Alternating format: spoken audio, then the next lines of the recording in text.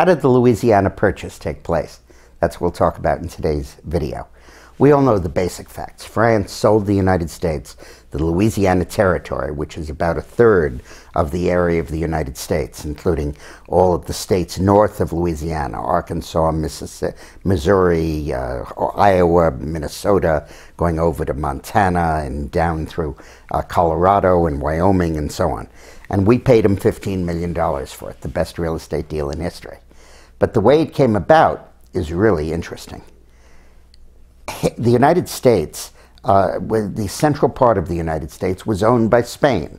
After they conquered Mexico and moved up into California and Texas, they kept going and basically conquered all of the United States up to the Appalachian Mountain Range, or a little bit before, up to the edge of the Mississippi. The British and the French controlled the rest. And when Napoleon conquered Spain in the early 1800s, 1801 or 1802, he conquered Louisiana, conquered all of their provinces and colonies. And he decided to start an empire in the New World, an American empire, which was a very serious threat. And he got Dessalines, who is one of his great Napoleonic War generals, took field marshals to command an invasion force that set sail for France, going to New Orleans to conquer basically the territory west of the United States. But on the way, he decided that he needed to put down a slave rebellion going on in Haiti, led by a guy named Toussaint Louverture, who was a former slave.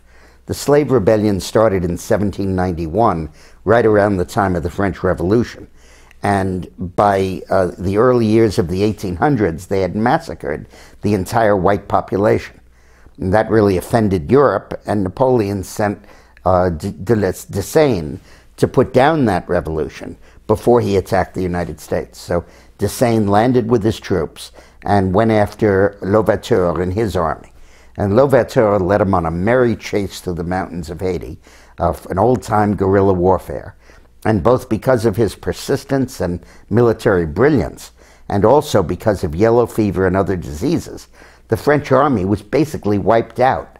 They in fact killed Louverture and put down the slave rebellion, which finally ended in 1804, but they were in no shape to go to the United States and invade anyone.